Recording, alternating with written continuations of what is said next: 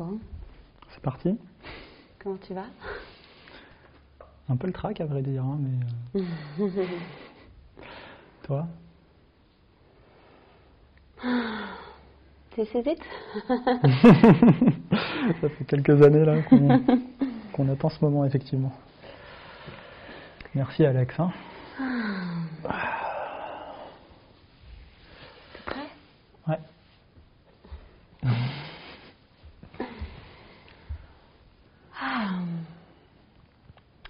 Je m'appelle Marjorie Bautista et j'ai été professeure des écoles pendant 7 années à l'Éducation nationale, à l'École de la République. Et moi je m'appelle Ramin Farangui, j'ai été prof de physique pendant 2 ans, puis j'ai découvert la philosophie des écoles démocratiques et ça m'a donné envie de fonder une école à Paris qui s'appelle l'École Dynamique. Ramin et moi avons fondé ensuite l'éco-village de Pourgues en Ariège, qui est basé sur cette philosophie éducative. Et nous vivons à Pourgues avec notre fils Zeya depuis 2017. Et nous lui assurons son éducation et son instruction par nous-mêmes. Et cette liberté d'instruction est tellement fondamentale pour nous que la décision même d'avoir un enfant a reposé là-dessus. Vous pouvez donc imaginer à quel point on était sidérés quand le président Macron a annoncé vouloir supprimer cette liberté le 2 octobre 2020.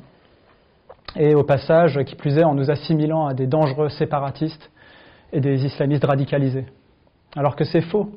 On a regardé les sources officielles et tout converge pour dire que c'est faux. Par exemple, les travaux du chercheur Philippe Bongrand à l'université de Cergy, ou encore les rapports de la Direction générale de l'enseignement scolaire, même les documents de cadrage de l'inspection académique publiés par l'Éducation nationale elle-même. C'était extrêmement frustrant de voir que ces données n'étaient pas prises en compte par les personnes qui ont porté ce projet de loi. Les associations de défense de la liberté d'instruction se sont alors mobilisées d'un seul bloc pour faire barrage.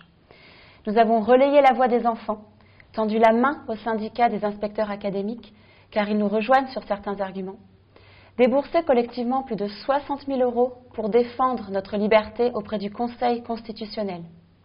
Et notre pétition a rassemblé plus de 160 000 signatures. Oui, et malgré tout ça, le gouvernement et les parlementaires de La République En Marche ont refusé toute tentative de dialogue et toutes les mains qu'on a tendues vers eux.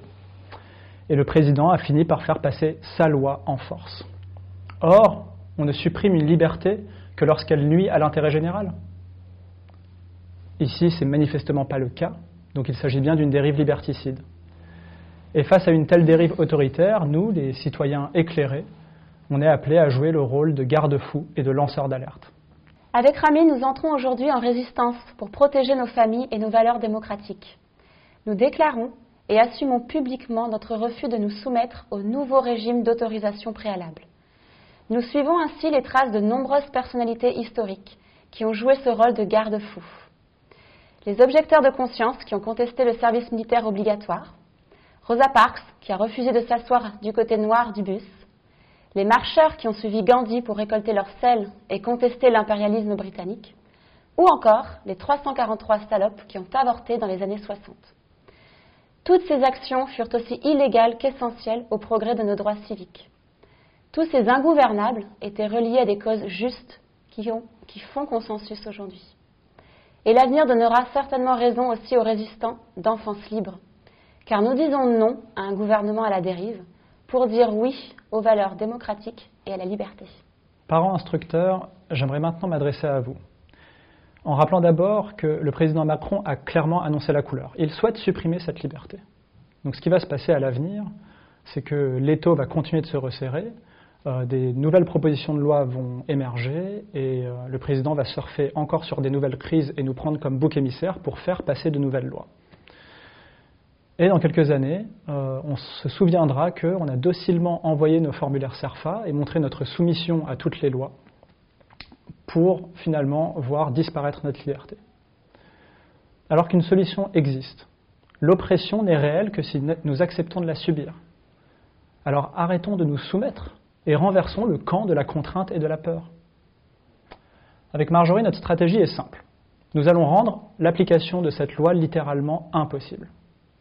Nous allons réunir des dizaines et des dizaines de familles pour que les académies et les procureurs soient débordés. Et le nombre fera notre force. comme pour les mouvements historiques de désobéissance civile, comme pour José Bové et ses centaines de camarades faucheurs d'OGM, ou encore les faucheurs de chaises qui ont contesté l'évasion fiscale, ou encore les décrocheurs de portraits qui ont contesté l'inaction climatique du président Macron. Tous ces désobéissants étaient reliés à des causes justes qui font l'unanimité aujourd'hui. On nous demande souvent, oui, mais qu'est-ce qu'on risque en désobéissant à cette nouvelle loi ? Eh bien, nous n'allons pas vous rassurer, car l'histoire nous montre que les désobéissants ont habituellement connu une réponse plus ou moins violente de la part du pouvoir. Et avec Ramin, nous faisons le choix de ne pas céder à la menace d'amende, d'emprisonnement ou de placement de nos enfants. Car on estime que lorsqu'il s'agit de militants raisonnables et pacifiques comme nous, eh bien, il s'agit plutôt de menaces absurdes, d'extorsion, de séquestration et de kidnapping. Et que si le gouvernement s'autorise un jour à de tels actes, eh bien, son illégitimité éclaterait au grand jour et il prouverait de lui-même où se situe le camp de l'oppression et de la violence. Et en ce qui nous concerne, jamais nous ne céderons à la violence et nous continuerons de nous exprimer depuis la raison et le cœur, avec bienveillance et avec fermeté aussi. Et dans ces conditions, ce sera alors au gouvernement de céder, comme pour tous les exemples historiques que nous avons cités. Nous avons envie d'intégrer dans notre équipe des personnes pour qui ce discours résonne autant dans le fond que sur la forme. Des personnes, en somme, qui se relient intérieurement à l'action juste et qui ne sont pas en train de réagir dans la colère ou pour servir leur intérêt personnel. Et on a envie de travailler avec des personnes qui croient sincèrement dans les valeurs de notre démocratie libérale, pas des personnes qui seraient dans la révolte systématique, par exemple. Et on aimerait surtout travailler avec des familles où les deux parents sont d'accord pour entrer en résistance, et des personnes qui sont courageuses et qui ne capituleront pas dès les premiers obstacles. Et enfin, on aimerait que ces personnes avec qui nous allons travailler aient suffisamment de ressources intérieures pour traverser une telle aventure avec nous. Au-delà du groupe de résistants, nous avons aussi besoin du soutien de personnalités qui connaissent intimement les bienfaits de l'instruction aux familles. Nous avons déjà le soutien précieux de François Bégodeau. Et nous espérons demain avoir celui d'Alexandre Astier, Taï Chris, Albert Dupontel, Luc Ferry et d'autres aussi. Et il est bon de rappeler d'ailleurs que des personnes comme Pierre Curie, Marguerite Yourcenar ou encore Jean d'Ormesson ne sont pas allés à l'école. Est-ce qu'il faudrait qu'on prenne une machine à voyager dans le temps pour dire à leurs parents qu'ils se sont trompés et qu'ils auraient dû renoncer à leur projet d'instruction fait maison ? Non, qu'on le veuille ou non, la liberté d'instruire ses enfants est inscrite dans l'histoire d'une France et d'une humanité libre. Pour conclure, voici nos 3 revendications. Premièrement, nous demandons au gouvernement de revenir à un régime déclaratif. Deuxièmement, nous souhaitons que la liberté d'instruction en famille soit gravée une bonne fois pour toutes dans la Constitution pour éviter toute amplification de la dérive actuelle.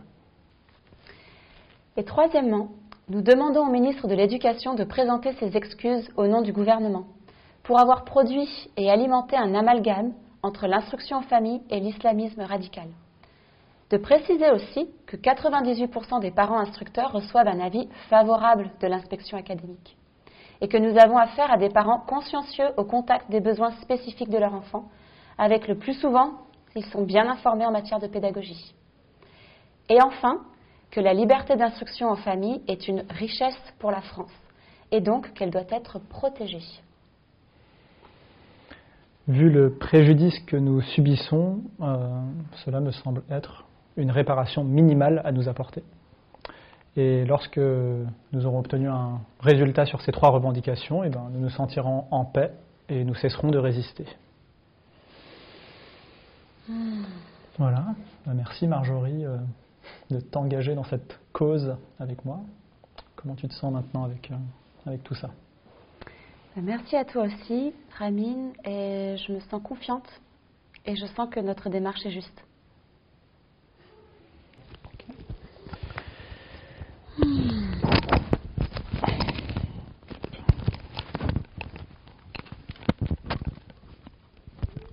J'arrive pas à enlever mon micro.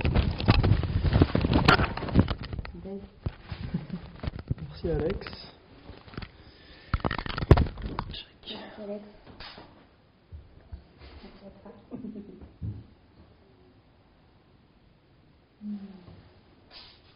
pallier le fait